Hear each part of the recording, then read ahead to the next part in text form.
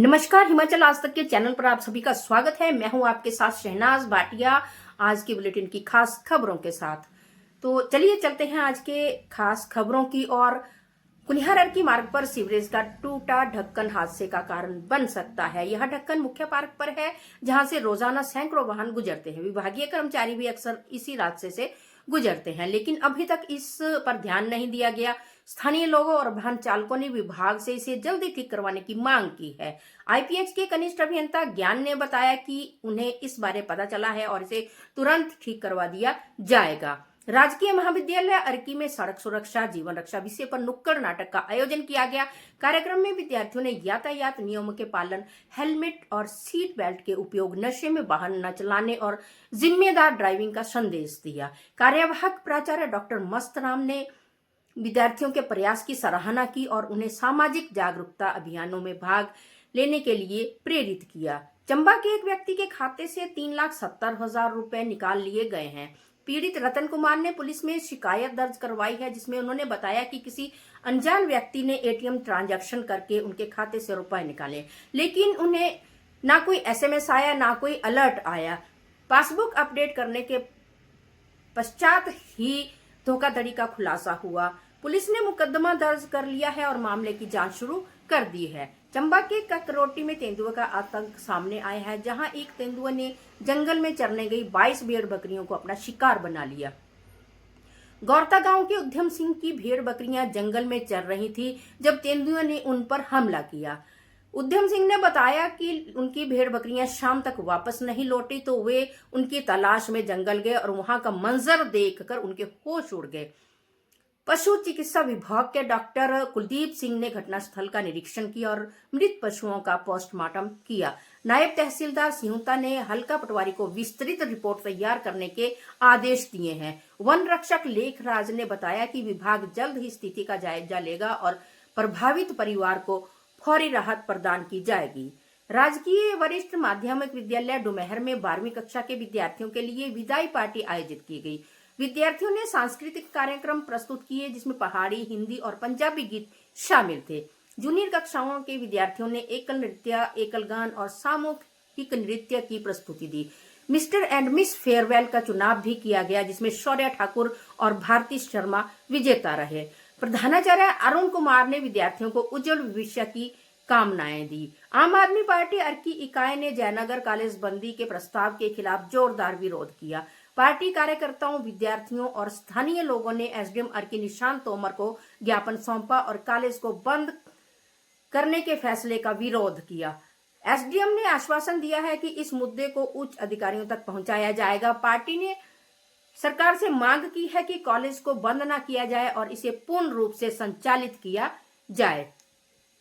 Civil hospital Arki में महिलाओं और पुरुषों के स्वास्थ्य संरक्षण के लिए एक विशेष जागरूकता कार्यक्रम आयोजित किया गया, जिसमें कैंसर, मातृ स्वास्थ्य और एएनसी देखभाल पर जानकारी दी गई। सपना ठाकुर ने गर्भवती महिलाओं को एएनसी देखभाल के महत्व के बारे में बताया, जबकि विजय कुमार शांडिल ने कैंसर के लक्षणों और रोकथाम के तरीकों पर प्रकाश डाला। कार्यक्रम में आशा कार्यकर्ताओं का भी विशेष योगदान रहा। चमियाना हॉस्पिटल में एक कुत्ता मानव पैर को मुंह में लेकर घूमता हुआ पाया गया, जिसमें अस्पताल में हड़कंप मच गया।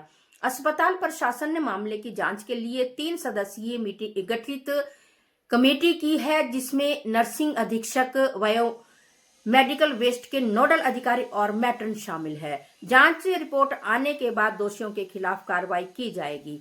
हिमाचल प्रदेश के मुख्यमंत्री सुखविंदर सुक्खू ने कहा कि राज्यसभा चुनाव के लिए प्रत्याशी का चयन हाईकमान करेगी, जिसमें राहुल गांधी और मल्लिका अर्जुन खड़गे की महत्वपूर्ण भूमिका होगी।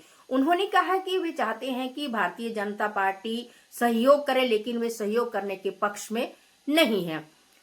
सुखविंदर सिंह सुक्खू ने दिल्ली में हिमाचल सदन में हुई रेड को दुर्भाग्यपूर्ण बताया और कहा कि यूथ कांग्रेस कार्यकर्ताओं की गिरफ्तारी भी दुर्भाग्यपूर्ण है। उन्होंने कहा कि हिमाचल सदन में बुकिंग सीएम कार्यालय से नहीं होती है, बल्कि सबकी बुकिंग की जाती है। हिमाचल प्रदेश में जापान अंतर्राष्ट्रीय सहयोग एजेंसी जायका के 1010 करोड़ के कृषि प्रोजेक्ट के फेज 2 का शुभारंभ हो गया है। इस प्रोजेक्ट से प्रदेश के 12 जिलों के 96 पंचायतों की तस्वीर बदलेगी, जिसमें कृषि बागवानी को सिंचाई के नए आयाम स्थापित होने के साथ ही वैज्ञानिक तरीके से खेती का कार्य किया जा रहा है। इस प्रोजेक्ट के तहत पहले चरण में 321 करोड़ रुपए खर्च किए जा चुके हैं, जिसमें किसानों को सब्जी एवं अनाज उगाने और कटाई के बाद की प्रबंधन तकनीक के बारे में प्रशिक्षण प्रदान किया गया है। साथ ही सिंचाई और खेती तक सड़क सुविधाओं जैसी मूलभूत अधोसंरचना का विकास किया जा रहा है। दूसरे चरण में 1104 करोड़ रुपए का प्रोजेक्ट वित्त पोषित करने का प्रस्ताव है, जिसमें 30,000 परिवारों को लाभान्वित करने और लगभग 7,000 हेक्टेयर क्षेत्र में फसल विविधीकरण का लक्ष्य निर्धारित किया गया है। दिल्ली से लौटकर मुख्यमंत्री सुखविंदर सिंह सुक्खू ने कहा कि आरडीजी मामले पर हमने अपने राष्ट्रीय अध्यक्ष मल्लिकार्जुन खड़गे और राहुल गांधी से बात की।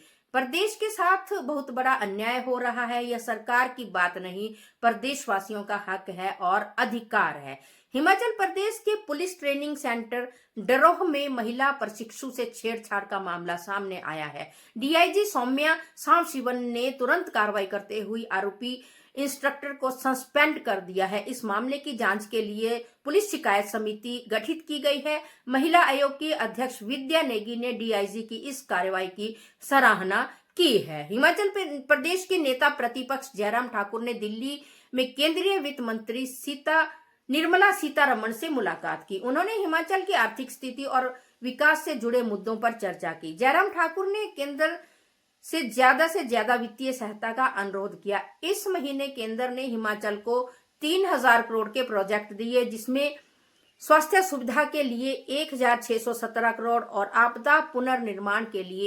1,992 करोड़ शामिल है। नॉन बोर्ड कक्षाओं की डेटशीट जारी हो गई है। तीसरी, 5वीं और 8वीं कक्षा की परीक्षाएं 9 मार्च से शुरू होंगी और 16 से 20 मार्च तक चलेंगी। परीक्षाएं सुबह 10 बजे से दोपहर 1 बजे तक होंगी।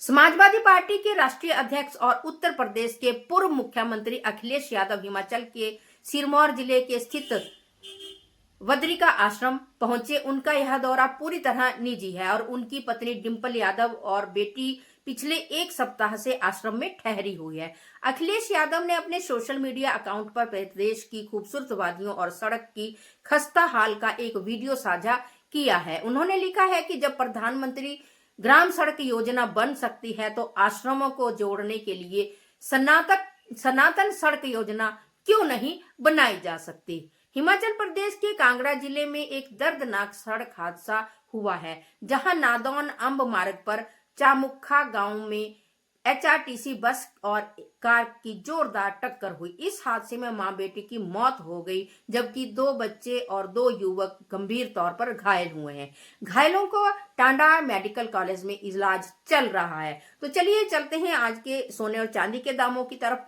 सोने के दामों में आज कमी आई है। आज सोना 1,51,100 रुपए 22 कैरेट 916 हॉलमार्क हो गया है, जबकि चांदी में भी कमी आई है। आज के चांदी के ताजा दाम 277 पर ग्राम व 2770 रुपए तोला है। अभी आगे सोना और चांदी के दामों में उछाल आने की संभावना है। तो इसी के साथ इस बुलेटिन की समाप्ति होती है और हम आपसे यही आग्रह करते हैं कि जो हमारा पेज है उसे ज्यादा से ज्यादा लाइक करें, कमेंट करें और शेयर करें, ताकि आप हमारे पेज की हिमाचल आज तक की पूरी खबरें पढ़ सके या देख सकें या सुन सके। और साथ ही साथ यूट्यूब चैनल भी है, उसे भी आप सब्सक्राइब करें। और यूट्यूब पर भी हिमाचल आज तक का पेज ग्रो कर रहा है। आप सभी का आशीर्वाद और सहयोग जो मिल रहा है उसके लिए हिमाचल आज तक का पूरा परिवार आपका धन्यवादी है। इसी के साथ मैं शहनाज भाटिया अपने सहयोगी मनोज शर्मा और पवन कुमार सिंह के साथ